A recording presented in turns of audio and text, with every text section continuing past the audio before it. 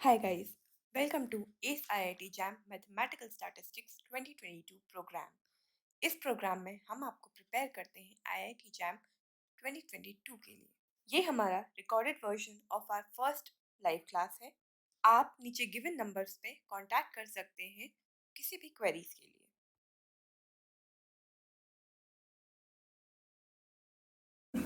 So this is our first class for probability and statistics. मैं आपका statistics का part cover करूंगी और सर आपका मैथ्स का पार्ट कवर करेंगे। हमारा प्रोग्राम है जिसके बारे में हमने आपको पहले भी बताया है। अब इस क्लास में मेरा क्या अप्रोच रहता है? सबसे पहले हम एक टाइम टेबल शेड्यूल करेंगे जो आपको एटलीस्ट 2 to 3 डेज पहले ही डिलीवर किया जाएगा, ठीक है? ताकि आप उस हिसाब से अपनी प्रिपरेशन कर पाए और उस हिसाब से प्रिपेयर होके आ पाए। सबसे पहले हम लाइव क्लासेस करेंगे और रिकॉर्डिंग प्रोवाइड करेंगे। सेशंस इंटरैक्टिव रहेंगे। इंटरैक्टिव रहने का मेन पर्पज ये है कि एक तो आप सेशन से जितना इन्फॉर्मेशन गेन कर पाओ उतना इन्फॉर्मेशन गेन करो।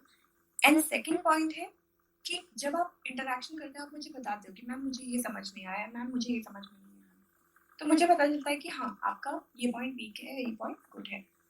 इसके बाद हम डाउट क्लियरिंग सेशंस रखेंगे, साथ में individual one on one sessions रखेंगे। ये मैंने प्लान किए हैं पूरे कोर्स के ड्यूरेशन में 3 टाइम। पहली बार जब कोर्स स्टार्ट होगा, second during the course and third at the end of the course.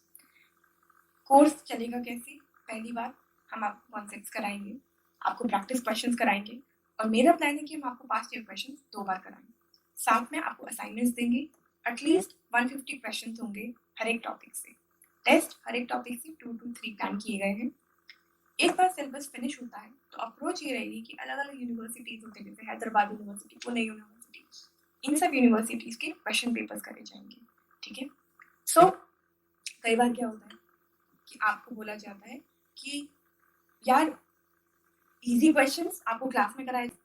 यहाँ पे अप्रोच ये रहेगी कि इजी क्वेश्चन आप करेंगे, टफ क्वेश्चंस मैं आपको कराऊंगी। जब आप शुरू में ही टफ क्वेश्चंस करेंगे तो आपको एक बेस बनेगा कि हाँ इतने टफ क्वेश्चन मुझसे हो रहे हैं तो इजी क्वेश्चंस तो बहुत इजी हो जाएंगे, ठीक है?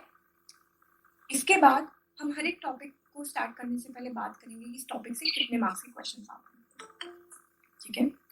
तो सबसे पहले प्रोबेबिलिटी से आते हैं दो से 3 मार्क्स के क्वेश्चन, ठीक है? सॉरी 4 मार्क्स के क्वेश्चन अराउंड आते हैं। 1 बेस थ्योरम से आता है, 1 सेट थ्योरी या फिर कुछ प्रोबेबिलिटी के बेसिक क्वेश्चन आते हैं, ठीक है? आज हम प्रोबेबिलिटी करेंगे। ये कोर्स शायद कुछ लोगों को शुरू के सेशन बहुत इजी लगेंगे क्योंकि हम प्रोबेबिलिटी करेंगे, बट दिक्कत ये होती है कि अगर आपके बेस ही क्लियर नहीं होगा तो आपको आगे जाके थोड़ा इशू आ सकता है। इसीलिए हर एक टॉपिक को हम उतना ही फोकस करेंगे जितना हम टफ टॉपिक्स को करेंगे, जितना हम इजी टॉपिक्स को करेंगे। मेरा अप्रोच ये रहेगा कि आपके लिए हर एक टॉपिक बहुत इजी बने, ठीक है? और मैक्सिमम आपको इन सब सेशन से गेन हो। मैंने एक स्ट्रैटेजी शेयर करी है, आप इस स्ट्रैटेजी को फॉलो करिए। इस स्ट्रैटेजी में अगर आप फॉलो करते हैं 3-4 टॉपिक्स के लिए फॉलो करो, इसके बाद नहीं पाए तो चेंज कर लेना, ठीक है? पर शुरू में कुछ सेशंस में ये स्ट्रैटेजी फॉलो करो and see if it works for you और नॉट, ठीक है? इसके बाद टेस्ट है। टेस्ट हमने प्रॉपर फॉर्मेट में रखे हैं जो एमसीक्यूज, एमएसक्यूज और एनईटीज होता है, ठीक है? हर एक टॉपिक में एमसीक्यूज, एमएसक्यूज एंड एनईटीज आएंगे, ठीक है? टेस्ट टाइम बेस्ड होगा, ठीक है? Depending on the number of questions आपका 20 मिनट्स का 30 मिनट्स का टेस्ट होगा, ठीक है? इसके बाद हम क्वेश्चंस बहुत सारे करेंगे। कॉन्सेप्ट्स हर एक टॉपिक में अलग अलग टाइप के कॉन्सेप्ट्स रन करते हैं। जैसे सबसे पहले प्रोबेबिलिटी में कोई फायदा नहीं मैं आपको क्लासिकल डेफिनेशन ऑफ प्रोबेबिलिटी पढ़ाऊं for IIT. Remember BHU DU के लिए क्वेश्चंस बहुत इंपॉर्टेंट होते हैं क्योंकि वहाँ एकदम टू द पॉइंट क्वेश्चंस पूछते हैं और डीप क्वेश्चंस पूछते हैं। बट आईआईटी जैम में आपके ज्यादातर क्वेश्चंस आते हैं। हमें पता है इस साल आईआईटी रुड़की कंडक्ट कर रहा है आईआईटी जैम, ठीक है? ज्यादा क्वेश्चंस हम अप्लाइड एक्सपेक्ट कर सकते हैं, ठीक है? क्वेश्चंस बहुत सारे करेंगे, धीरे धीरे क्वेश्चंस के साथ बेसिक्स आ देंगे।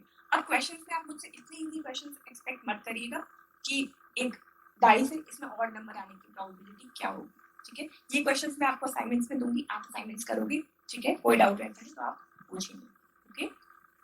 इसके बाद पास्ट के क्वेश्चंस एटलीस्ट 2 बार तो हमें करने। सी प्रॉब्लम क्या होती है ना, कई बार क्या होता है बच्चे पूरा कोर्स अटेंड करते हैं, सितंबर नवंबर आ जाता है, इसके बाद उनको पता होता है शिट अभी तो हमें पास्ट ईयर्स भी करने जो सबसे ज्यादा इंपॉर्टेंट है कहीं ना कहीं पास्ट ईयर्स का जो कॉन्सेप्ट है वो रिपीट होता है, तो हमें करना ही नहीं, हम शुरू ही पास्ट ईयर से करेंगे। एटलीस्ट आपको कॉन्फिडेंस आएगा, आपको ये पता होगा हाँ ये मैंने क्वेश्चन करे हुए हैं। क्या होता है ना, बच्चे करते हैं, पास्ट ईयर देखते हैं और कहते हैं ये तो हमने कॉन्सेप्ट करा ही नहीं, है ना, और तब आ जाता है सितंबर नवंबर।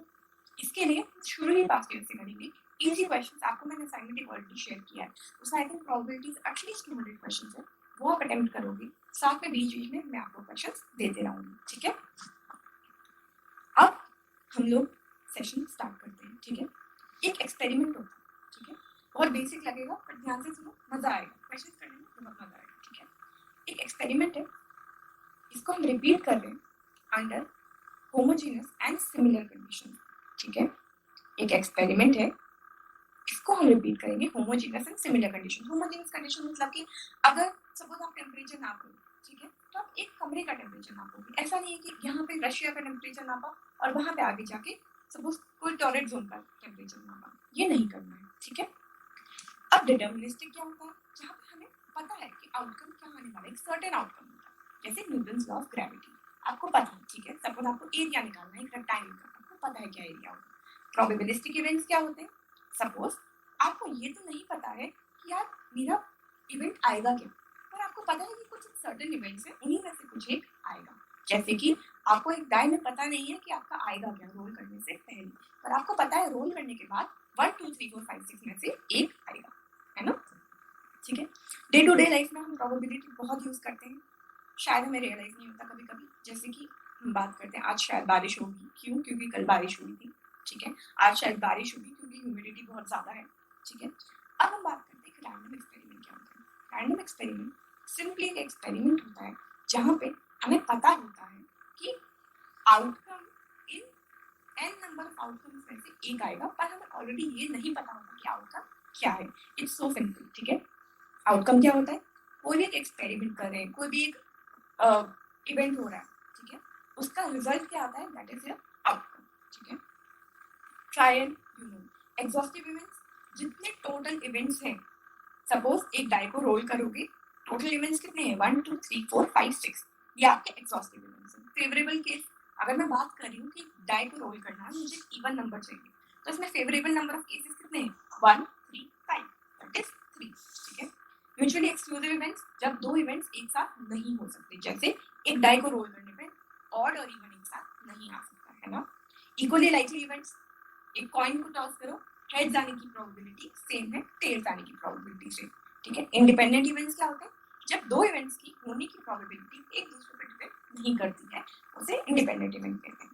अब एक बात बताओ, अब हम बात करते हैं सर्टेन वर्सेस डिटर्मिनिस्टिक इवेंट्स के बारे में, ठीक है। एक डिटर्मिनिस्टिक इवेंट सर्टेन इवेंट होता है और सर्टेन इवेंट डिटर्मिनिस्टिक इवेंट नहीं होता है, थिंक अबाउट इट, ठीक है। अब हम बात करते हैं क्लासिकल डेफिनेशन ऑफ प्रोबेबिलिटी के बारे में। सी, क्लासिकल डेफिनेशन ऑफ प्रोबेबिलिटी कहती है कि एक एक्सपेरिमेंट को तुम essentially homogeneous and identical conditions में बार बार रिपीट करो, ठीक है, बार बार उस इवेंट को परफॉर्म करते जाओ, ठीक है। ये भी अच्छे के लिए इंपॉर्टेंट है, इस इवेंट को बार बार, इस एक्सपेरिमेंट को बार बार करते जाओ, ठीक है। अगर बहुत बार करने पे suppose n tends to infinity है, इंफिनिटी 100 भी हो सकता है, इंफिनिटी 500 भी हो सकता है, तो ये बात करते हैं कि अगर एक एक्सपेरिमेंट को बहुत बार आपने प्ले किया, ठीक है, और आपको जो नंबर ऑफ फेवरेबल आउटकम्स हैं, जो आपको इवेंट चाहिए, वो m नंबर ऑफ टाइम्स आ रहा है और total experiment n number of times repeat हो रहा है, so this is the classical definition of probability। so ये क्या है, रेशियो, ये बीएचयू के एग्जाम में आया हुआ है, ठीक है, सिंपल। अब हम बात करते हैं odds in favour and odds against की। कई बार लोग इसमें कंफ्यूज होते हैं, कब कंफ्यूज होते हैं, जब हम लॉजिस्टिक रिग्रेशन लगाते हैं, लॉजिस्टिक डिस्ट्रीब्यूशन कंसीडर करते हैं, ठीक है। इन सब में थोड़ा लोग कंफ्यूज हो जाते हैं। Now what is odds in favour of E, odds in favor of E is simply probability of occurrence of E upon 1 minus probability of not occurrence of E। odds in favor of E क्या होता है, देखो, probability of happening of E, ठीक है, against probability of not happening of E। अब एक बात बताओ, हमने P कैसे डिफाइन किया था, m by n, ठीक है, and 1 minus P क्या होगा, 1 minus m by n।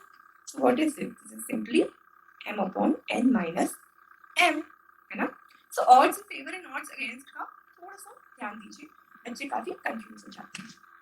Simply odds against ई क्या होगा, PE complement upon PE. This is nothing but n minus m upon m. Now what is PE complement? ठीक है, सबसे पहले हम बात करेंगे E complement क्या होता है. सपोज एक सैम्पल स्पेस है, ये पूरा एक सैम्पल स्पेस है आपका, इसमें एक इवेंट हो रहा है, एक सेट है E, ठीक है. अब ये जो भी होगा ये E complement होगा, ठीक है. This is simply E complement. Probability of E complement is PE complement, ठीक है.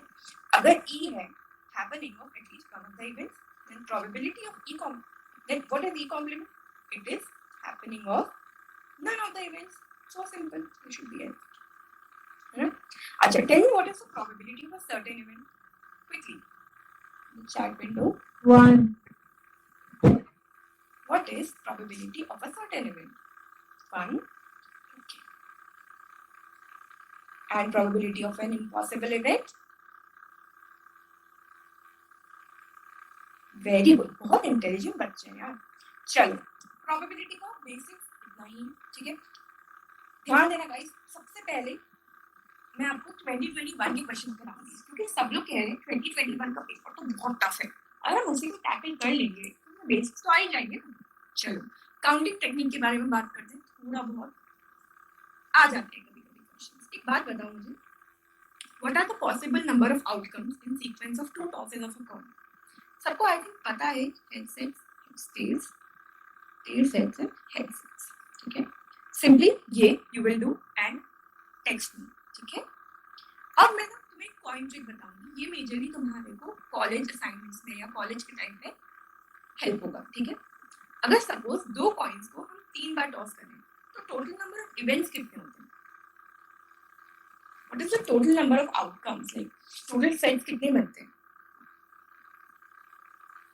quickly. Okay, 2q, that's right. What is it? It's equal to 8, right? ठीक है. अब ना इसको लिखना कैसे होता है? कई बार ना हम कंफ्यूज हो जाते हैं, then we start with like a random h and then okay, let's write hth. Now what do I write? I write htt, ठीक है. And then we kind of not able to figure out कि finish कैसे होगा, ठीक है. ये easy सा fun trick है जो जिससे आपको स्टैटिस्टिक्स में इंटरेस्ट आएगा, ठीक है. ये आपके करिकुलम में ज्यादा यूज होगा. सिंपली क्या करो, देखो 8 टाइम्स है ना, 8/2 करो, 4. 4 बार हेड्स लिखो, 4 बार टेल्स लिखो, बिकॉज 8/2 इज इक्वल टू 4.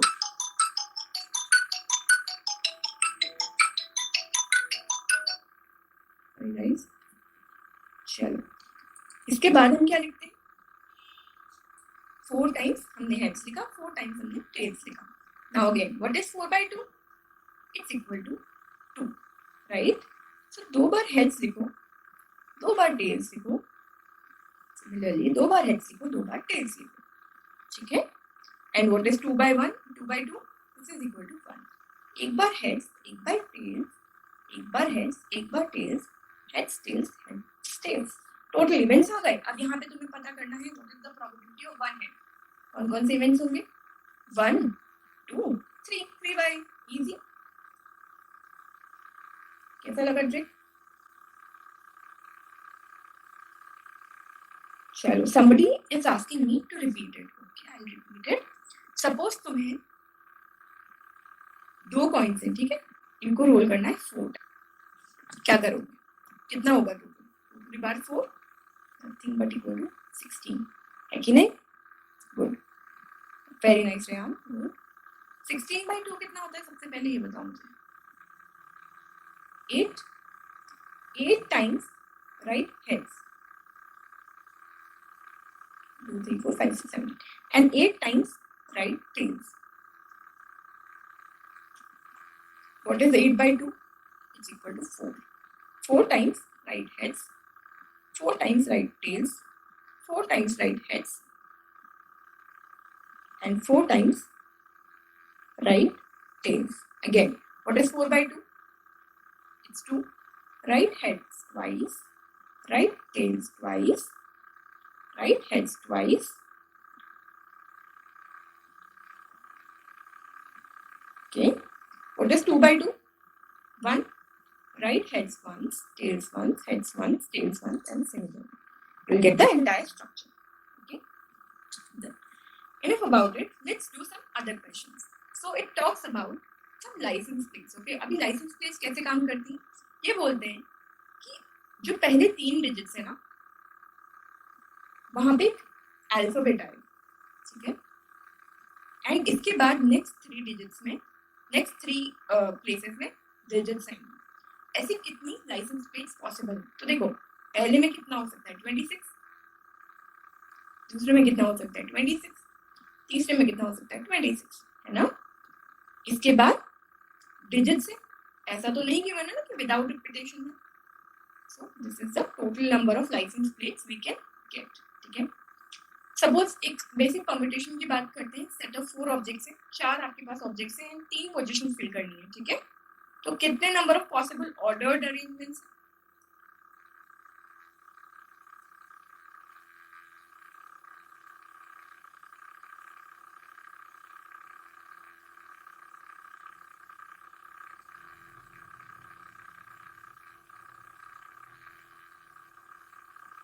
पहला 4 वेव में होगा, दूसरा 3 वेव में होगा, तीसरा 2 वेव में होगा. ओके. चलो, this is for you guys to read. ठीक है. These are very basic thing. चलो एक क्वेश्चन करते हैं. एक डाई है, वो ऐसे लोडेड है जैसे कि उसका जो फेस है ना, probability of face with J dots. J dots मतलब 1 2 3 4 5 6 जे डॉट्स अलाउड है. ठीक है. इज प्रोपोर्शनल टू जे, मतलब प्रोबेबिलिटी ऑफ 1 डॉट, डॉट मतलब एक डाई में 1 आना. ठीक है. Is proportional to 1. Probability 2 is proportional to 2 and probability 6 is proportional to 6. ठीक है. अब हमने क्या लिखा? हम ऐसे लिख सकते हैं P1 is equal to K into 1, P2 is equal to K into 2, P3 is equal to K into 3 and so on. 6 is equal to K into 6. अब what do we know? That sum of probabilities is equal to 1. This implies K 1 plus 2 plus 3 plus 4 plus 5 plus 6 is equal to 1. So K का value आया 1 by 21. इसके बाद तुम्हें बताना है और number of digits निकालना. और नंबर मतलब 1 आया, 3 आया, 5 आया. Probability of 1 is 1 by 21. Probability 3 is equal to 3 by 21 and probability 5 is equal to 5 by 21. इन तीनों को ऐड कर लो. ठीक है. क्योंकि जब भी ना, देखो बहुत कंफ्यूजन होता है कि ऐड कब करें, मल्टीप्लाई कब करें. देखो, जब भी तुम्हें यूनियन फाइंड करनी होती है, आई नो सेट थ्योरी में हमने पढ़ा नहीं, जब भी तुम्हें यूनियन फाइंड करनी होती है ना, तो ऐड करते हो. जब भी इंटरसेक्शन फाइंड करना है ना, मल्टीप्लाई करते हो. चलो, एन डिस्टिंक्ट बॉल्स हैं. ठीक है. इनको 2 सेल्स में, एन सेल्स में डालना है. Find the probability that each cell is occupied. ठीक है. क्या होगा इसका probability? Let's understand it using a very basic example. देखो, एन डिस्टिंक्ट बॉल्स हैं. ठीक है. सपोज ऐसा मान लो एक बॉल में 1 लिखा है, एक बॉल में 2 लिखा है, तो तुम्हारे पास 2 बॉल्स हैं. ठीक है. और सेल्स भी ना तुम्हारे पास 2 ही हैं. ये अर्न 1 है, ये अर्न 2 है. अब पहले मुझे बताओ टोटल नंबर ऑफ वेज कितने होंगे. देखो, पहले अर्न में ऐसा हो सकता है कि 1 एंड 2 दोनों के दोनों अर्न 1 में आए, दूसरे में कुछ भी ना आए. ये हो सकता है कि 1 इसमें आए, 2 इसमें आए. डिस्टिंक्ट है ना. 2 इसमें आए, 1 इसमें आए, या फिर ये एम्प्टी हो जाए और 1 एंड 2 इसमें आए. तो टोटल वेज कितने हुए? 2 स्क्वायर हुए. Simply n to the power n हुआ. ठीक है. And you have to see that probability that each cell is occupied. तो पहला सेल तुम्हारा n वेज में फिल होगा. ठीक है. n वेज में फिल होगा, n सेल्स नहीं फिल हो रहे हैं यहाँ पर. दूसरा सेल एक कम, क्योंकि एक सेल एक तो ऑलरेडी यहाँ जा चुका है. और लास्ट के लिए सिर्फ एक ही चॉइस है. इसका आंसर हुआ n factorial upon n to the power n. ठीक है. Probability is what? Favourable case upon total number of cases. ठीक है. एक एलिवेटर है, इसमें 5 पैसेंजर्स हैं और एक एलिवेटर 10 फ्लोर्स पे रुकता है. ठीक है. तुम्हें ये बताना है no 2 passengers get down at the same floor. Same node पे है ना. ये क्वेश्चन अटेम्प्ट कर सकते हो. ठीक है. ये बहुत इंटरेस्टिंग क्वेश्चन है यार, ये अच्छे से करते हैं. ठीक है. 12 बुक्स है. ठीक है. एट रैंडम इनको पुट करा है, 12 डिस्टिंक्ट बुक्स है, ठीक है। तुम्हें ये बताना है कि एक पर्टिकुलर पेयर ऑफ बुक्स है, सपोज तुम्हारे पास 12 बुक्स थी और एक मैथ्स की बुक है, एक साइंस की बुक है। तुम्हें ये बताना है कि पर्टिकुलर पेयर मतलब मैथ्स और साइंस की बुक जो है ना वो हमेशा साथ रहेंगी, ठीक है। इसकी प्रोबेबिलिटी क्या है? सबसे पहले मुझे बताओ 12 बुक्स को प्लेस करने की कितने इवेंट्स होंगे, कितने टोटल फेवरेबल नंबर ऑफ मतलब कितने टोटल नंबर ऑफ केसेस होंगे 12 बुक्स को रखने की? क्विकली, ऐसे एक शेल्फ है ना, पहली बुक को सबसे ऊपर वाली जगह पे कोई भी बुक रखने के कितने तरीके? 12, दूसरे में 11 है ना, फिर 1 हो गया। So this is 12 factorial, this is total number of cases. Second हम बात करते हैं कि फेवरेबल केस, सपोज मैथ्स और साइंस ना एक साथ रखते हैं तो मैथ्स और साइंस को ना तुम पहले ही चिपका दो। अब मुझे एक बात बताओ, तुमने 10 बुक्स थी असाइड रखी है, मैथ्स और साइंस 2 बुक्स लो, उन्हें चिपका दो, ये एक बुक बनी। टोटल कितनी बुक्स बची तुम्हारे पास? 11 फैक्टोरियल, क्योंकि 10 यहाँ से आई, 10 यहाँ से आई, एक बुक यहाँ से आई, टोटल वेज कितने हुए? 11 फैक्टोरियल वेज हुए। अब एक बात बताओ, एक शेल्फ पे रखनी, मैथ्स ऊपर भी रख सकते हो, साइंस भी ऊपर रख सकते हो, तो इनको रखने के भी 2 तरीके हुए। तो टोटल फेवरेबल केसेस कितने हुए? 11 फैक्टोरियल इंटू 2 अपॉन 12 फैक्टोरियल।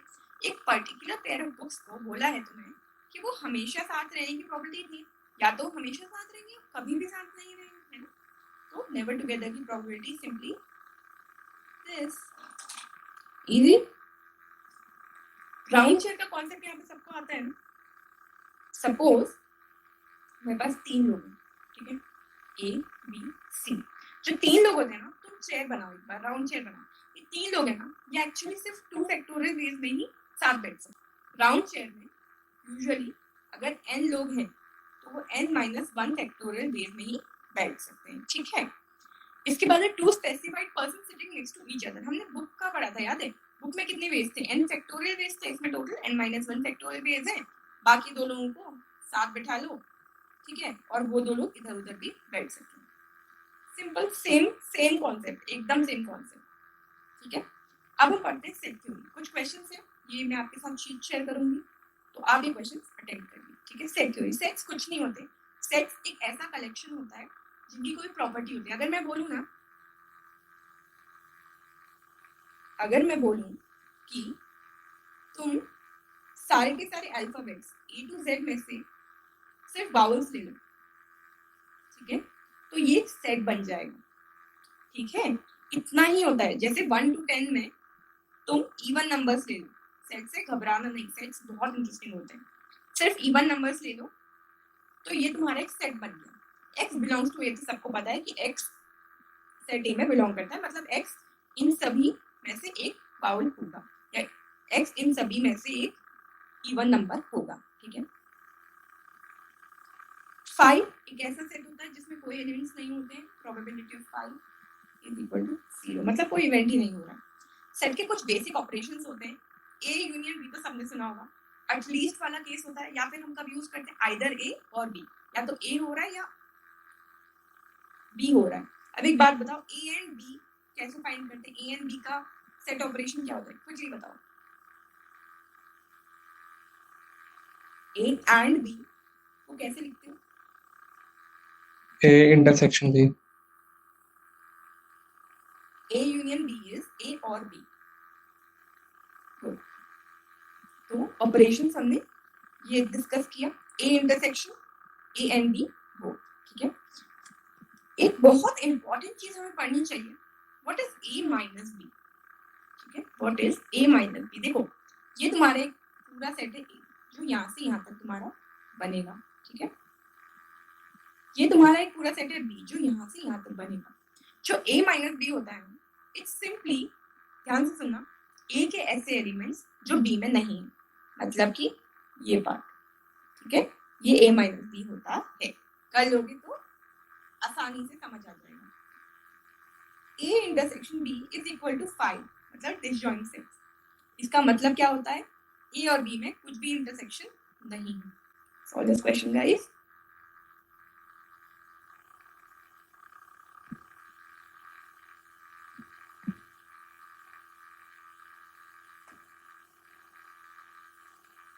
उसके बाद आपका टेस्ट होगा, ठीक है। चलो ये क्वेश्चन सॉल्व करके बताओ।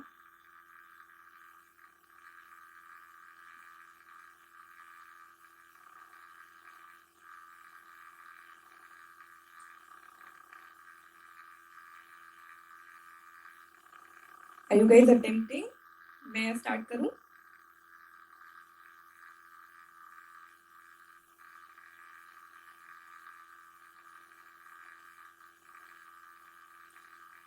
चलो, ए एंड बी 2 इवेंट्स है, प्रोबेबिलिटी ऑफ ए गिवन है, प्रोबेबिलिटी बी गिवन है, A intersection B complement given है, ये फाइंड करना है, ठीक है। ये कैसे होगा? ए यूनियन बी है, पहले प्रॉपर्टी बनी, जो प्रोबेबिलिटी ए होता है ना, वो probability A intersection B plus A intersection B complement होता है। सपोज ये ए है, ये बी है, ठीक है। अब हम लोग क्या लिखेंगे? हमें फाइंड करना है ए क्या है। ए क्या होगा? ए इंटरसेक्शन बी, ये हुआ ना। What is B complement? It's basically this part, ये पूरा पार्ट हुआ ना। तो ए क्या हुआ? A intersection B union A intersection B complement, है ना। जब मैं यूनियन का फॉर्मूला खोलूंगी तो ये क्या होगा? A intersection B plus A intersection B complement minus A intersection B complement. B intersection B complement तो 5 होगा, तो ये ऑटोमेटिकली नल हो जाता है, ठीक है। इसके लिए हमें मिलता है A is equal to A intersection B plus A intersection B complement. Easy. अब हमारे पास ये है, हमें क्या क्या गिवन। देखो ए यूनियन बी ना नीचे लिखा है, तो इसलिए मुझे समझ में आता है ए यूनियन बी तो मुझे फाइंड करना है ही। अब ए यूनियन बी क्या होता है? P A plus P B minus P A intersection B, है ना। So P A minus P A intersection B क्या है? देखो जब तुम्हें क्वेश्चन में दिख रहा है कि मुझे ये गिवन है, मतलब मुझे यूज करना है। P A minus P A intersection B कितना होता है?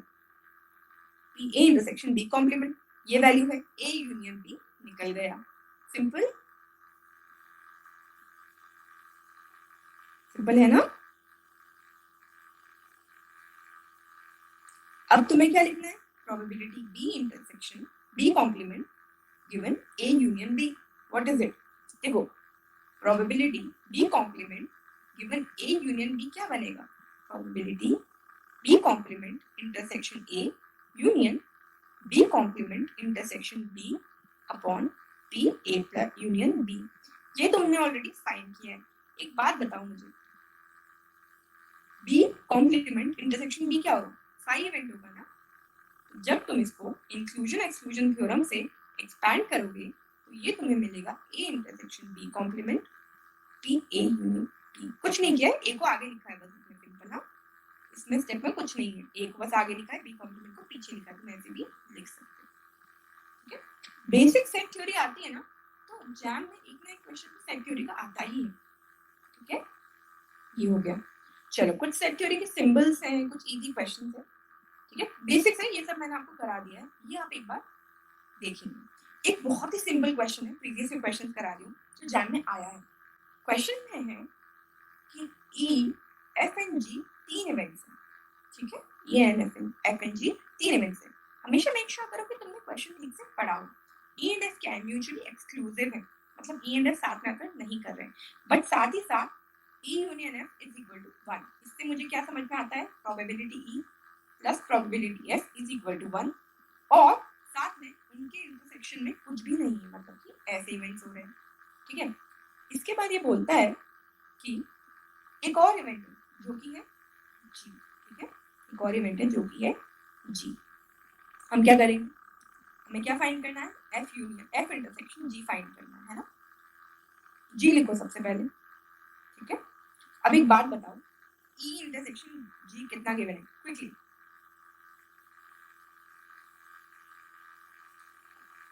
ई इंटरसेक्शन जी कितना गिवन है?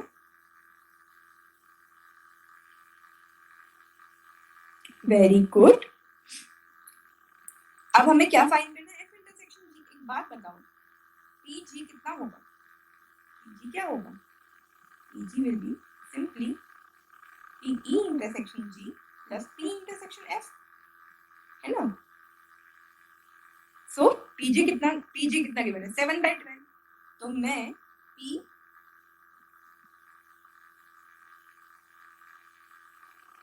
F इंटरसेक्शन G को PG minus P intersection G लिखूंगी, है ना? तो कितना हुआ 7/12 माइनस E इंटरसेक्शन G कितना गिवन है 1/4, ठीक है? कितना है 7 माइनस 3/12, 1/3, इजी। 10 सेकंड में हुआ ना क्वेश्चन, प्रीवियस ईयर क्वेश्चन है। A union B is equal to B union A union B union C is equal to A union B union C, ठीक है? A intersection B union C is equal to A intersection C union A intersection B, ठीक है? A यूनियन A complement is equal to S, देखो पूरा event A है, ठीक है? इसके साथ यूनियन A कॉम्प्लीमेंट करोगे तो ये पूरा का पूरा सैंपल स्पेस ही तो बनेगा, है ना? A intersection A complement is pi. A union S is equal to S. A union S, ठीक है, is equal to S only. You know this formula. P A union S. यहाँ पे put करोगे तो वैल्यू आ जाएगी. A union phi is equal to A. A intersection A intersection phi is equal to phi. ये वाला concept सबको समझ में आ गया ना?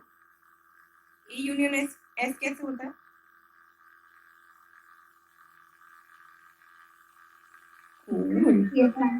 अच्छा बच्चे, ये हमने पढ़ लिया था, है ना? ये तो अभी मैंने पढ़ा है। प्रोबेबिलिटी B क्या होता है? A मतलब B तो हमेशा देखो यहाँ पे रहेगा ही, पर B के साथ A हो भी सकता है, A नहीं भी हो सकता है। सपोज B के साथ A हुआ है तो इसकी प्रोबेबिलिटी ये है, B के साथ A नहीं हुआ है तो इसकी प्रोबेबिलिटी ये है। अगर B के साथ A सर्टेनली हो रहा है तो ये ऑटोमेटिकली 0 हो जाएगा, और B के साथ A कभी नहीं हो रहा है तो ये ऑटोमेटिकली 0 हो जाएगा। रूल्स ऑफ इक्वालिटी है, हम श्योर आप लोगों ने बहुत बार पढ़ा होगा। ये क्वेश्चन से ये आप अटेंड करोगे। चलो अब हम ना कंडीशनल प्रोबेबिलिटी पढ़ते हैं, ठीक है? ये मत सोचना मैम क्वेश्चंस नहीं करा रही, मैम क्वेश्चंस कराएंगी, एक पूरा वर्कशीट बनी है क्वेश्चंस की, ठीक है? पर बेसिक क्वेश्चंस तो कर सकते हो। देखो कंडीशनल प्रोबेबिलिटी का मतलब क्या होता है, हमने पढ़ा तो बहुत बार है, P A गिवन B, ठीक है? इसका मतलब क्या होता है? देखो सपोज मेरे पास ऑलरेडी इन्फॉर्मेशन है कि B हो चुका है, मेरे पास ऑलरेडी इन्फॉर्मेशन है कि B हो चुका है, मुझे क्या फाइंड करना है? Probability of happening of A। 3 cases हो सकते हैं, या तो A पूरा का पूरा B में, मतलब probability of A intersection B upon PB, क्योंकि given the information of B, what can we say about A? हमारे को B के बारे में पता है, हम A के बारे में क्या कह सकते हैं? इसमें क्या हुआ? A intersection B कितना हो गया? जल्दी बताओ।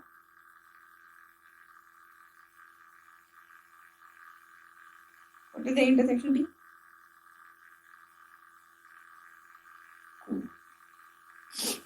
इस केस में नॉर्मली A given B क्या होगा? Probability A intersection B, which is this part upon PB, और यहाँ पे क्या होगा? A intersection B कितना है? 0, ठीक है? मल्टीप्लिकेशन थ्योरम कुछ नहीं होता है। सपोज दो इवेंट्स हैं A1 इंटरसेक्शन A2, इसे आप लिख सकते हो PA1 PA2 गिवन A1, ठीक है? इसको आप सिंपली एक्सपैंड कर सकते हैं, ठीक है? इंडिपेंडेंट इवेंट्स क्या होते हैं? सपोज आपके पास दो इवेंट्स हैं और आपको पता है कि एक के होने पे दूसरे पे कोई फर्क नहीं पड़ रहा। सपोज आप दो कॉइन्स को टॉस कर रहे हो, है ना? एक कॉइन की टॉस होने पे दूसरे कॉइन को कोई फर्क नहीं पड़ता, ठीक है? इंडिपेंडेंट इवेंट्स है। अगर ए बी से इंडिपेंडेंट है then B independent of A. अब मुझे एक बात बताओ, क्या A and null event independent होते हैं? जल्दी यस और नो। इंडिपेंडेंट इवेंट्स, क्या A and null event independent होते हैं?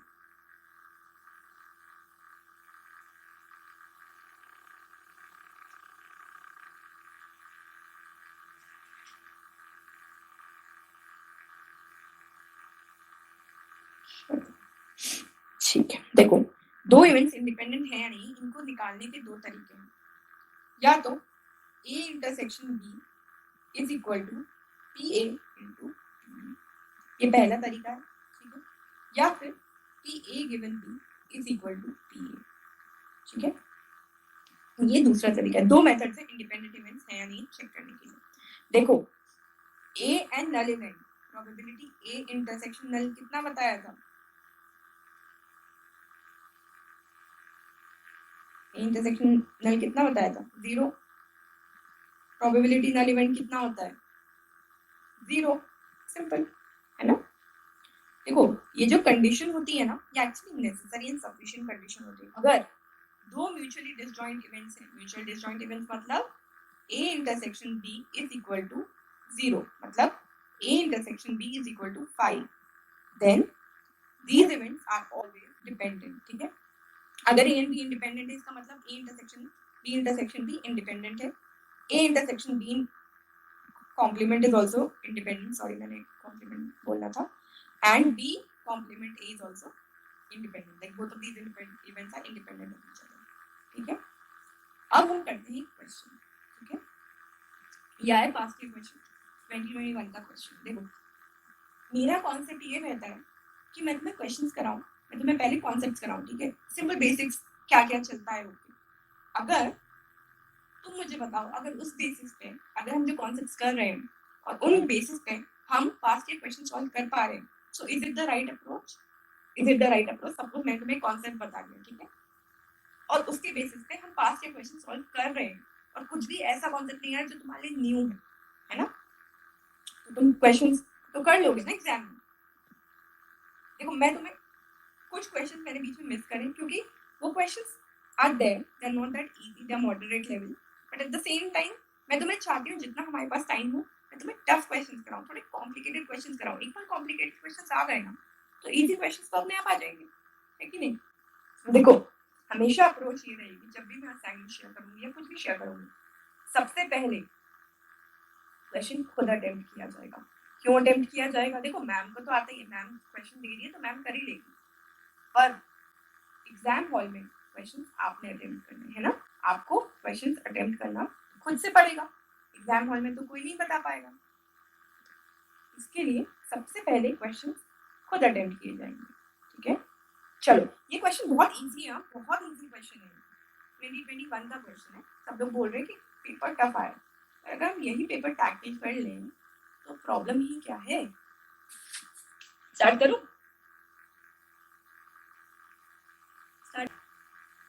कोई बच्चे बस अप्रोच बता दो, ये भी चलेगा। एनीबडी? चलो एक बात बताओ मुझे, फाइंड क्या करना है? ये फाइंड करना है, इतना सबको समझ आ रहा है, ये फाइंड करना है। इजी करते हैं, एक एक स्टेप करते हैं, ठीक है, कुछ कॉम्प्लिकेट नहीं करेंगे। ये इसको मैं ऐसे लिख लूं, प्रोबेबिलिटी ए गिवन बी कितना होता है? Probability A intersection B upon A B. क्या मैं इसे ऐसे लिख सकती हूँ? Probability A union B, A union B intersection C जो होता है ना, इसे हम लिख सकते हैं probability A intersection C union B intersection C, ठीक है। Is this clear for everybody? चलो ठीक है, ये समझ में आया। अब मुझे सिंपली एक बात बताओ, मैंने क्या लिखा है? A union B intersection C को मैं लिख सकती हूँ A intersection C union B intersection C, ठीक है।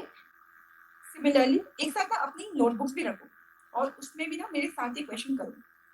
E1 इंटरसेक्शन E4 लिख सकती हूँ union E2 intersection E4 union E3 intersection E4 लिख सकती हूँ। A union B union C है ना, इसको कैसे लिखते हैं? ये चीज सही होती है?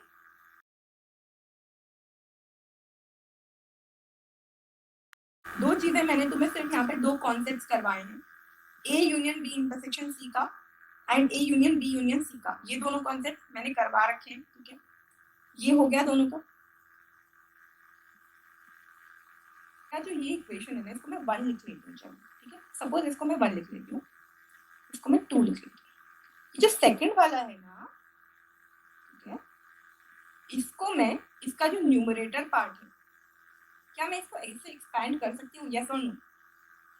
यूनियन ही तो है ना गिवन, ये यूनियन था, इसको ए कंसीडर करो, इसको बी कंसीडर करो, इसको सी कंसीडर करो, ठीक है।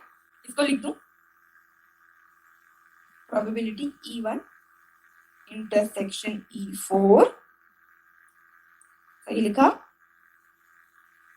Plus probability E2 intersection E4 plus probability E3 intersection A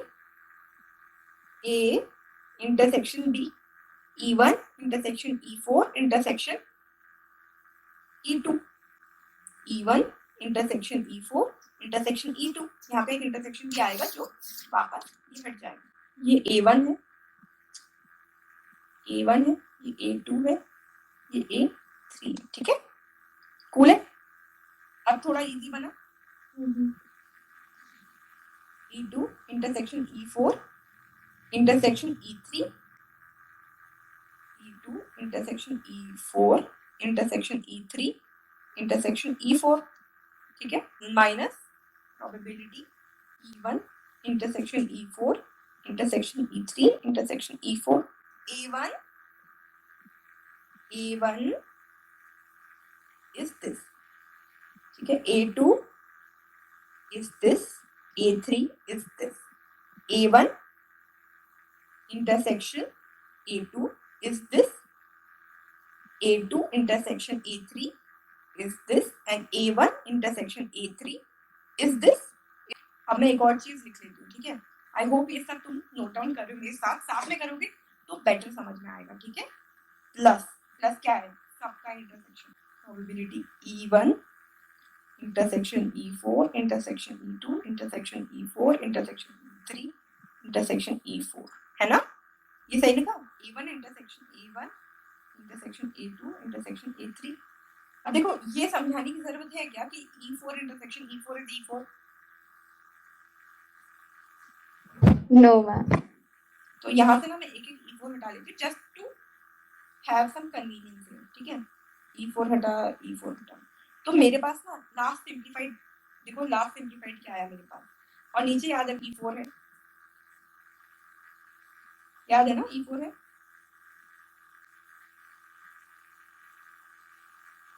पहले से ही था ना क्वेश्चन में, गिवन है तो E4 तो नीचे आता ही है, ये सबको समझ में आया? Yes ma'am. किसी को कोई इशू तो नहीं ना? Yes ma'am. Supriya, Ashish? Yes ma'am. Yes ma'am. अब हमारे पास लास्ट क्या आया, E1 intersection E4 upon E4, ठीक है, ये चीज। अब ना जो मैं हमारी कन्वीनियंस से जो मैं लिख रही हूँ ना वो मैं काटते जाती हूँ, ठीक है, ये मैंने लिख दिया, probability E2 intersection E4 upon PE4, है ना, ये मैंने काट दिया,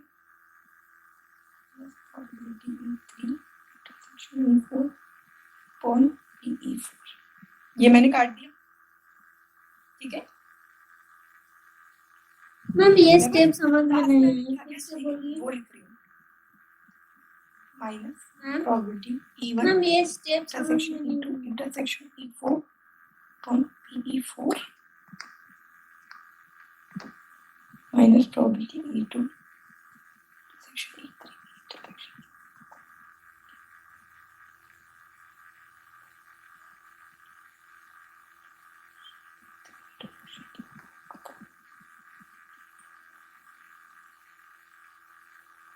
Who is it?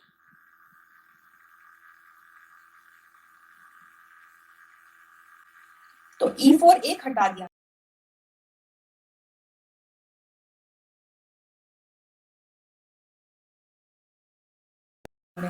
तो मेरे पास क्या बचा, E1 intersection E2 intersection E4 ही तो आया ना,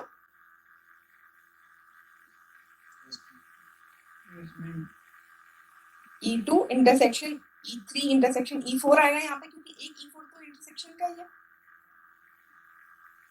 सिमिलरली थर्ड वाले में भी एक E4 हट जाएगा, यहाँ पे दो E4 हट गए, क्यों, क्योंकि इंटरसेक्शन है E1 E2 E3 E4, basically सारी साइड टर्म्स ऑल टुगेदर आ गए, ठीक है। इजी। देखो क्वेश्चन बहुत इजी है, थोड़ा सा तुम लोग के लिए न्यू है इसलिए तुम्हें टाइम लग रहा है। ट्रस्ट मी, ये क्वेश्चन 5 मिनट से ज्यादा नहीं लेगा, ठीक है। चलो, इतना हमें फाइंड करना है, पुरानी बातें हम सारी भूल जाएंगे, ठीक है। अब मुझे ये बताओ हमें गिवन क्या क्या है। गिवन है ना?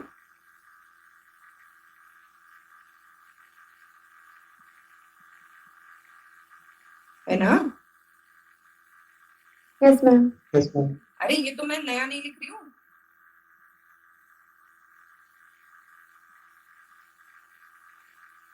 ठीक है। ये सारी वैल्यूज गिवन है।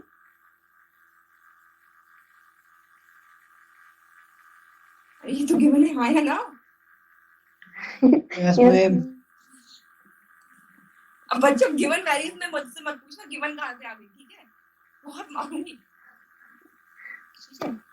ओके। अब मुझे एक बात बताओ, ये चीज सबने अपने साथ नोट डाउन करी है ना कि फाइंड क्या करना है, ये फाइंड करना है ना? ठीक है। देखो अभी हर चीज को जब तुम नए सिरे से पढ़ रहे हो ना, एक बार उसको समझने में लगता है, दूसरी बार तुम उसे मतलब एक बार तो तुम सिर्फ पढ़ते हो, दूसरी बार से तुम प्रॉपर्ली समझते हो। इसलिए एक बार में जितना तुमसे ग्रास्प होता है उतना करो, दूसरी बार मैं वापस कराऊंगी, तुम्हें एकदम समझ में आ जाएगा। पहली बार में समझ आ जाए वेल एंड गुड, नहीं समझ में आए नो बिग डील। ध्यान से सुनो बस कि चल क्या रहा है, ठीक है। एक बात बताओ मुझे, ये फाइंड करना है ना? ये तो फाइंड करना है ना? Yes ma'am. चलो एक बात बताओ मुझे, मुझे क्या क्या गिवन है? प्रोबेबिलिटी पहला वाला टर्म कंसीडर करूंगी, ये दूसरा है, ये तीसरा है, ठीक है। पहले फर्स्ट वाला कंसीडर करूंगी, क्या गिवन है? Probability E I intersection E 4 upon P E 4 given है ना? Yes ma'am. गिवन है ना? ये तो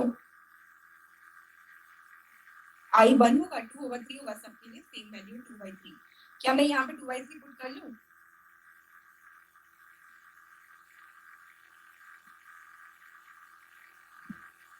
यहाँ पे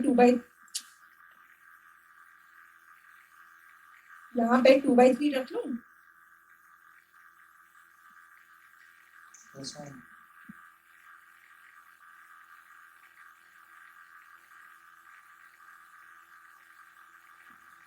और कोई बताएगा मुझे 2/3 रखूँ नहीं रखूँ?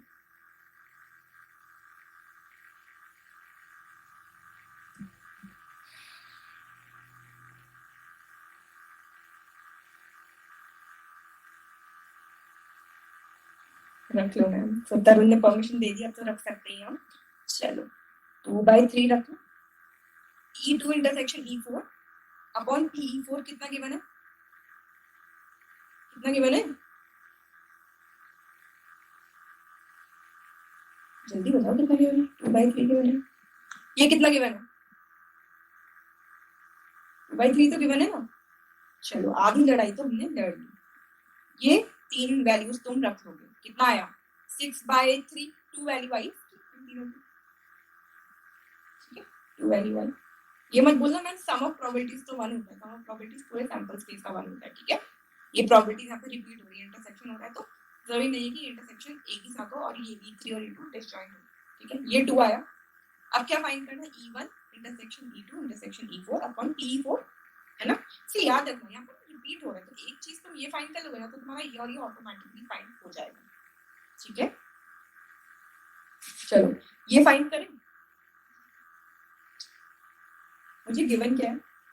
Probability EI intersection, sorry, suppose probability EI intersection EJ complement intersection E4 upon PE4 is equal to 1/6 given है मुझे, गिवन है ना?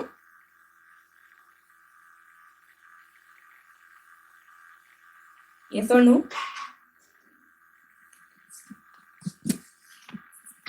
सिंपल, जो गिवन है वही पढ़ रहे हैं, इसके अलावा मैं तुम्हें प्रॉमिस करती हूँ इसके आगे कोई कॉन्सेप्ट नहीं है, ठीक है। चलो ये पढ़ लिया, ठीक है।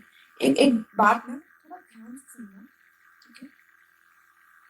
जो प्रोबेबिलिटी EI इंटरसेक्शन E4 होता है, suppose probability E1 intersection E4 होता है ना, वो एक्चुअली प्रोबेबिलिटी E1 तो याद है हमने ये पढ़ा था, probability A is equal to probability A intersection B plus probability A intersection B complement, पढ़ा था? यस और नो? पढ़ा था ना? Yes, ma'am. Yes ma'am. मुझे एक बात बताओ, प्रोबेबिलिटी E1 इंटरसेक्शन E4 है, ठीक है। मान लो ये पूरा A है, इसको मैं probability E1 intersection E4 in sorry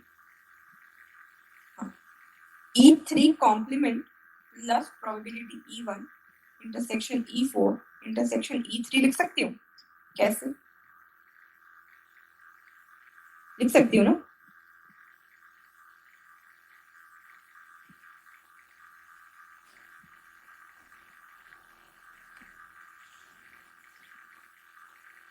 मुझे क्या फाइंड करना है? ये सपोज E1 है, ये E2 E4 है और ये E3 है, ठीक है ना? मुझे क्या फाइंड करना है? E1 intersection E4। E1 intersection E4 कितना है? ये एरिया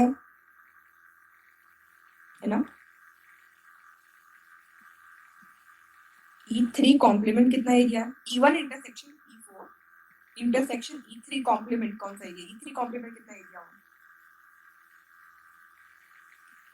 ये पूरा एरिया E3 कॉम्प्लीमेंट हुआ कि नहीं? सिर्फ E3 कॉम्प्लीमेंट बताओ मुझे, है कि नहीं ये area? Yes, ma'am. E3 complement तो है ना। इस E3 कॉम्प्लीमेंट का इंटरसेक्शन E1 इंटरसेक्शन E4 के साथ लूंगी तो ये एरिया बनेगा, सिर्फ ये रेड लाइन वाला एरिया, रेड वाला एरिया बनेगा ना, ये रेड वाला। Yes, ma'am. और E1 intersection E4 intersection E3 तो ये पूरा का पूरा है ना, तो ये रेड वाला एरिया बन जाएगा,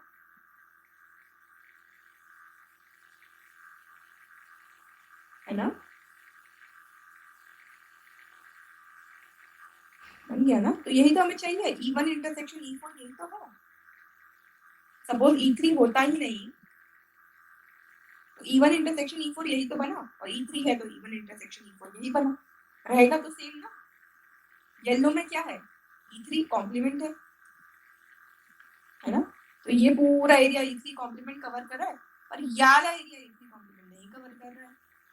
तो ये वाला एरिया E3 का वो एरिया जो E1 इंटरसेक्शन E4 के साथ कोलाइड कर रहा है, वो तो हमें E3 से ही मिलेगा ना, तो इसलिए हम इसको ऐसे लिख सकते हैं। अगर मैं सिंपल भाषा में समझाऊं, सपोज दो इवेंट्स है, ठीक है, A1 A और B मान लो, ठीक है।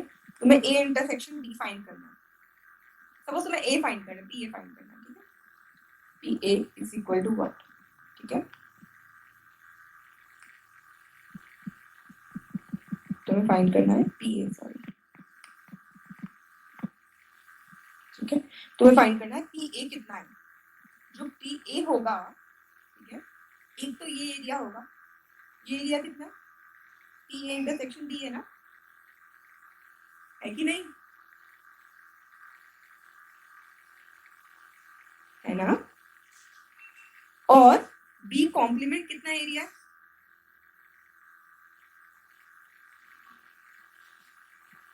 ये B कॉम्प्लीमेंट हुआ कि नहीं?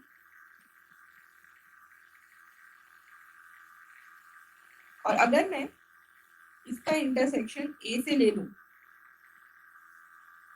तो ये मेरा PA ही तो निकला ना पूरा का पूरा, तो PA कितना निकला? Probability A intersection B plus probability A intersection B complement, निकला ना। चलो, तो सिमिलरली हम लोग ऐसे लिख सकते हैं इसको, तो E1 इंटरसेक्शन E4 को एक सर्टेन अदर इवेंट है उसका कॉम्प्लीमेंट प्लस वो इवेंट, इनका इंटरसेक्शन लिख सकते हो, ठीक है। सेट से चीजें समझोगे बहुत आसानी से समझ में आएंगी। अगर मैं सबको 4 से डिवाइड कर सकती हूँ ना, ये तो मैं कर सकती हूँ।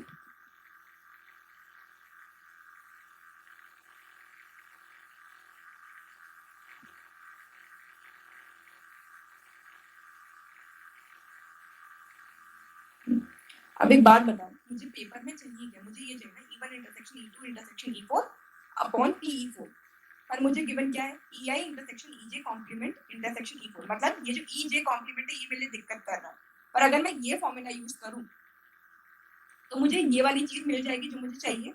ये चीज मेरे पास अपने आप है, और E1 intersection E4 upon PE4 तो ऑलरेडी था 2/3, माइनस ये चीज मेरे पास यहाँ से आई 1/6, तो ये मेरा एक और चीज मिल गई, है ना, 3/6 आया। PE1 intersection E4 intersection E3 upon PE4 मिला कि नहीं मिला? जल्दी बताओ, मिला कि नहीं मिला? Yes, ma'am. ठीक है, तो ये चीज भी तुम्हें मिल गई। कितना आया? 3/6 आया, सॉरी 1/2 आया, मतलब तो ये चीज कितनी हुई? 1/2, ये चीज कितनी हुई? 1/2, ये चीज कितनी हुई? 1/2, सेम ही हुआ ना। अब सिर्फ तुम्हें ये फाइंड करना है। ये फाइंड करने के लिए देखो, एक चीज फाइंड हो रही है तो सब कुछ फाइंड हो जा रहा है। ये फाइंड करने के लिए तुम्हें गिवन क्या है? E1 union E1 intersection E2 intersection E3 complement intersection E4 upon PE4 तो गिवन है ना, मैं अपने मन से तो नहीं करेगा, क्वेश्चन सबने पढ़ा है ना, ये चीज गिवन है ना, ये दोनों तो हमने यूज कर लिया, अब हमें ये नहीं चाहिए, ये चीज गिवन है ना। इसको मैं क्या लिख सकती हूँ? P, अब याद है तुम्हें, हमने ये चीज अभी पढ़ी थी, डिमॉर्गन्स लॉ, ये वाली चीज। Yes ma'am. ये चीज वापस यूज करो। E4 जहां पे कॉम्प्लीमेंट आता है ना, ये कॉम्प्लीमेंट के कीड़े को हटाना है।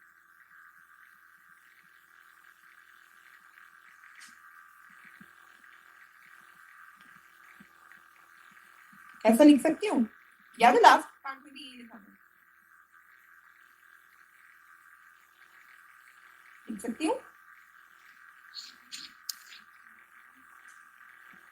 लिख सकते हैं ना। ये चीज मुझे गिवन है 1/6 प्लस E1 E2 E4, ये हम ऑलरेडी फाइंड कर चुके हैं, ठीक है। यहाँ पे इंटरसेक्शन वाले पार्ट में हमने ये 3/6 फाइंड किया था ना।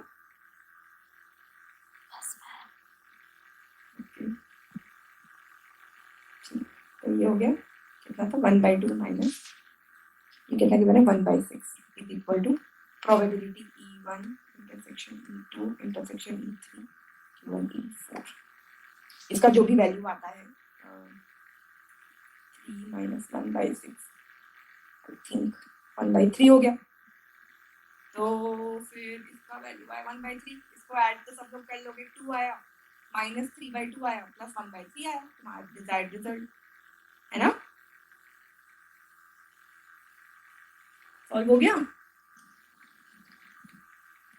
थोड़ा कॉम्प्लिकेटेड आई थिंक तुम लोगों को लग रहा है, पर बार बार अटेम्प्ट करोगे तो हो जाएगा, ठीक है। एकदम रिस्क नहीं है इस क्वेश्चन में।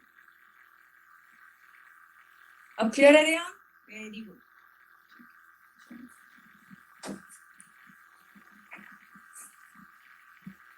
एक इजी क्वेश्चन कर लो फिर, चलो ये फटाफट मुझे बताओ। n balls in, they are placed in n cells and you have to find the probability that each cell is occupied. इसकी प्रोबेबिलिटी मुझे बताओ। पढ़ते हैं पेयर वाइज इंडिपेंडेंट के बारे में, मुझसे अगर हमारे पास n इवेंट और हर 2 इवेंट, मतलब सपोज हमारे पास A1 A2 AN, किसी 2 इवेंट्स के लिए प्रोबेबिलिटी A1 इंटरसेक्शन A2 मतलब AI intersection AJ is equal to probability AI into probability AJ, तो ये 2 इवेंट्स पेयर वाइज इंडिपेंडेंट होते हैं, ठीक है। म्यूचुअली इंडिपेंडेंट क्या होता है? अगर n इवेंट्स में सारे के सारे पॉसिबल कॉम्बिनेशन, मतलब कि 2 ये वाला इवेंट, 3 मतलब probability A1 intersection A2 intersection A3 is equal to probability A1 probability A2 probability A3, ठीक है। ऐसे सारे के सारे इवेंट्स जो हैं वो इंडिपेंडेंट होंगे। पेयर वाइज में 2 इवेंट्स एक टाइम पे इंडिपेंडेंट होंगे, म्यूचुअल इंडिपेंडेंट इवेंट्स में सारे इवेंट्स एक एक करके, मतलब पहले 2 taken at a time, 3 taken at a time, 4 taken at a time, all of these are independent, तो ये म्यूचुअली इंडिपेंडेंट है, ठीक है। कंडीशन क्या होगी म्यूचुअल इंडिपेंडेंस की? कितने नंबर ऑफ इवेंट्स हमारे पास आ सकते हैं, ठीक है। सबसे पहले हमारे पास क्या होता है, देखो AI intersection AJ is equal to PAI into CAJ, ठीक है, मतलब कि NC2, n में से कोई 2 इवेंट्स ले लो, n में से कोई 3 इवेंट्स ले लो, सारे इंडिपेंडेंट है, और n में से n इवेंट्स ले लो, टोटल कितने बने NC2, क्योंकि सारे के 2 एक बार में लेते हो, NC3 प्लस NC1, ठीक है। इसको बाइनोमियल से खोलोगे तो ये आंसर आएगा, याद करेंगे, मैं आपको क्वेश्चन कराऊंगी, ठीक है। ABC म्यूचुअली इंडिपेंडेंट है, म्यूचुअली इंडिपेंडेंट से पेयर वाइज इंडिपेंडेंट है। देखो जब भी इवेंट्स म्यूचुअली इंडिपेंडेंट होते हैं ना, वो हमेशा पेयर वाइज इंडिपेंडेंट होते हैं, और पेयर वाइज इंडिपेंडेंट का मतलब ये नहीं होता है कि वो म्यूचुअली इंडिपेंडेंट होंगे, ठीक है। ABC अगर म्यूचुअली इंडिपेंडेंट है तो वो पेयर वाइज इंडिपेंडेंट तो है ही, साथ ही साथ A union B and C भी इंडिपेंडेंट होगा। ये कैसे क्वेश्चन आ सकता है, आपको फाइंड करना होगा probability A union B intersection C, इस टाइप का कुछ फाइंड करना होगा, या probability A union B intersection C combination, ठीक है। तो वहां पे ये इंडिपेंडेंट होते हैं, ये याद रखना। A B C pair wise independent है, पेयर वाइज से म्यूचुअल कैसे जाएंगे, अभी हम बात करेंगे पेयर वाइज होना, इसका मतलब ये नहीं होता कि वो म्यूचुअली इंडिपेंडेंट होंगे, पर पेयर वाइज से म्यूचुअली इंडिपेंडेंट कैसे होंगे, अगर A B C pair wise independent है, और साथ ही साथ A जो है ना वो independent of B union C है, ठीक है, तो A B C mutual independent ही होंगे, ठीक है। ये चीजें आप पढ़ोगे, ये इजी क्वेश्चन है, मेरा फोकस ये है कि मैं तुम्हें जान के क्वेश्चन कराऊं, ठीक है। ये क्वेश्चन है 2020 का। अब ये ना सेट थ्योरी से करना है, मैं इसके 3 तरीके तुम्हें बताऊंगी, तुम इस क्वेश्चन को पहले एक बार देखो, ठीक है। चलो ये क्वेश्चन देखो और मुझे बताओ। देखो जो which of the following is not always true बता रहे हैं। सबसे पहले let's start with D, ठीक है। I can start with A as well, doesn't matter, A से मुझे डायरेक्ट आंसर आ जाएगा, इसके लिए मैं B से स्टार्ट करना चाहती हूँ। देखो प्रोबेबिलिटी E इंटरसेक्शन F क्या होता है, E ये है, F ये है, E इंटरसेक्शन F ये है, ये P से कम होगा, P F से भी कम होगा, E intersection F P F से तो कम होगा ही, P E से भी कम होगा, है ना, तो ये ऑप्शन तो करेक्ट है। Second option E union F की बात करते हैं, ऑप्शन नंबर बी देखिए, E यूनियन F, ये E है, F है, ये E यूनियन F ये है, ये पूरा सेट है, ये पूरा सेट है, और ये एक बार कंसीडर होगा E F है। E यूनियन F क्या होता है, E plus P F minus intersection, ठीक है। अब ये होता है कि एक बार इंटरसेक्शन सब्ट्रैक्ट करते, देखो P E क्या होता है, पूरा का पूरा ये होता है, P F क्या होता है, पूरा का पूरा ये होता है, पर इसमें जो इंटरसेक्शन F वाला पार्ट होता है ना रिपीट हो जाता है, इसलिए हमें एक बार सब्ट्रैक्ट करना होता है। चलो ये तो बेसिक था, लॉजिक था। अब हम बात करते हैं P intersection E union F के बारे में, ठीक है। P E यूनियन F जो है ना वो क्या है तुम्हारा, ये पूरा पोर्शन है, और एक बार ये P E से तो बड़ा होगा ही, ये पोर्शन इतने से तो बड़ा है ही, नो मैटर व्हाट P तो इंक्लूड होगा ही, no matter what P F भी इंक्लूड होगा ही, तो P F से भी बड़ा है, तो ये ऑप्शन भी करेक्ट है। Third option E union F, ठीक है, मैंने तुम्हें अभी अभी पढ़ाया, ठीक है, ये E है, ये F है, E है, ये F है, जो E यूनियन F होता है ना वो एक बार पूरा E यहाँ तक का, एक बार पूरा F और E इंटरसेक्शन F होता है एक बार, ठीक है। इसके लिए एक बार सब्ट्रैक्ट करते हैं, क्योंकि जब हम E काउंट करते हैं ना तो ये एक बार पूरा काउंट होता है, F काउंट होता है तो ये एक बार पूरा काउंट होता है, तो ये ना रिपीट हो जाता है, ये रिपीट हो जाता है, इसलिए हम एक बार P इंटरसेक्शन F को ना हटाते हैं यहाँ, ठीक है, रिपीटेशन नॉट अलाउड। अब क्या करेंगे, P E union F is less than equal to minimum E plus F comma 1, ठीक है। मतलब वो बोलता है देखो E यूनियन F 1 से तो कम होगा ऑब्वियसली, क्योंकि पूरा सेट है, वो पूरे सेट में अगर पूरा सैंपल स्पेस भी कवर हो जाए तब भी उसकी प्रोबेबिलिटी बन ही रहेगी, 1 से ज़्यादा नहीं हो सकती। PE प्लस PF, देखो PE यूनियन F ऑलरेडी क्या होता है, PE प्लस PF है ना, माइनस सम पार्ट होता है ना, मतलब कि PE यूनियन F जो है वो PE प्लस PF से तो कम होगा ही, जैसा मैंने बताया था यहाँ पे रिपीट भी हो रहा है। Biology this is also correct, ठीक है। Third option, first option automatically becomes wrong, this is first one. Second one rules equality से होगा, वो कैसे होगा वो आप मेरे साथ शेयर करें, अटेम्प्ट करो। तुम्हारे पास टोटल कितने रैंडम वेरिएबल्स 4 है ना, ऐसा लिख सकती हूँ ना मैं, सपोज कि इंक्रीजिंग ऑर्डर में लिखा, कुछ भी ऑर्डर हो सकता है इनका, टोटल इनकी कॉम्बिनेशन कितने बन सकते हैं फैक्टोरियल, क्योंकि अगर ये इंक्रीजिंग ऑर्डर में है, पहला 4 तरीकों में, दूसरा 3, तीसरा 2, चौथा 1 तरीके में हो सकता है ना,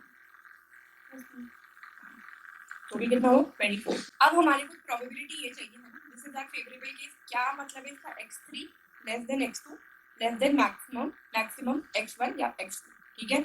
अब मैं ना इसको बाइफरकेट करती हूँ, सपोज मेरा x1 जो है ना वो मैक्सिमम है, ठीक है, क्या बोल रहा है वो, x2 जो है ना वो तुम्हारा x3 से तो बड़ा है पर x1 और x4 के मैक्सिमम से छोटा है, मतलब हो सकती ये वैल्यू या तो x1 हो सकती है या तो x4, क्योंकि maximum of x1 x4 can be x1 और x4, मैक्सिमम x1 x4, ठीक है।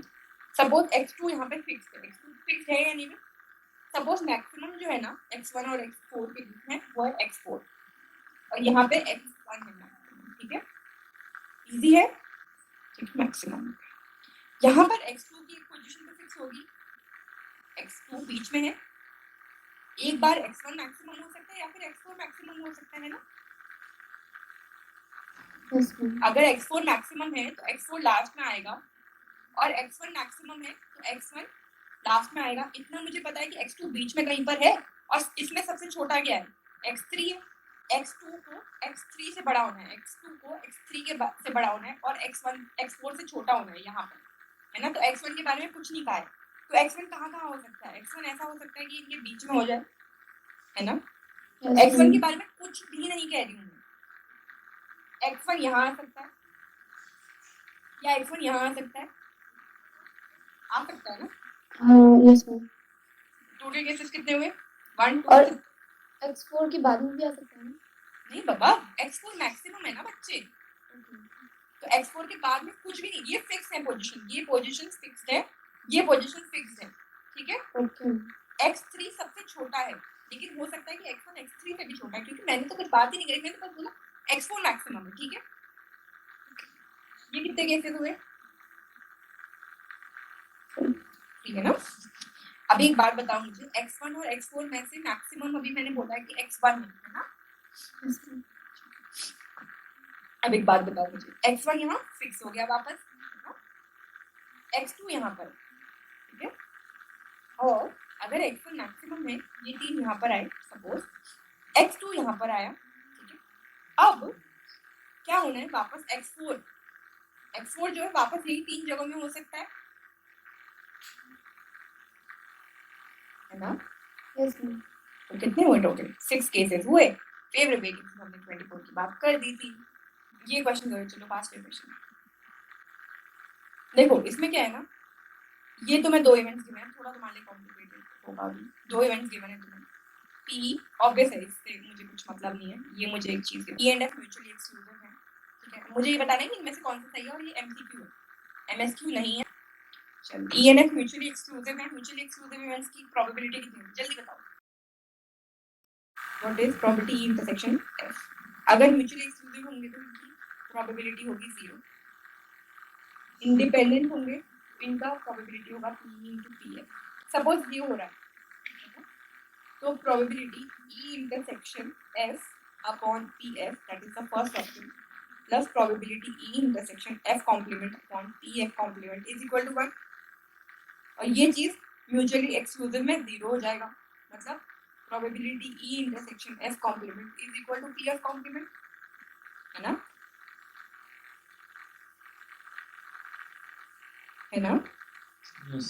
पर इसका तो कोई सेंस ही नहीं बन रहा, हमें कहीं क्वेश्चन में गिवन है ऐसा, नहीं गिवन है ना। कहीं क्वेश्चन में गिवन है क्या कि ऐसा कुछ हो रहा है? तो ये ऑलरेडी ऑप्शन नेगेट हो चुका है।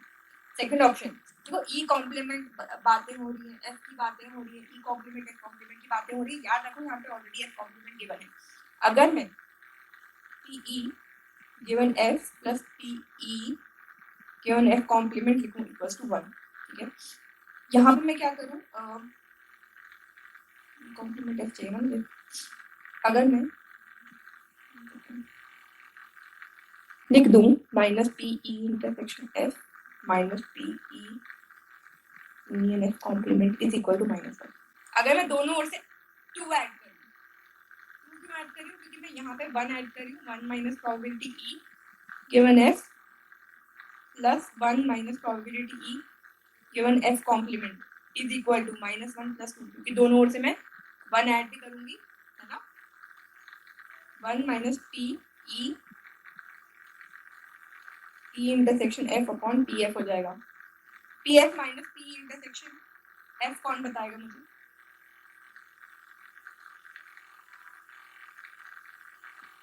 कौन बताएगा मुझे P F minus P intersection F?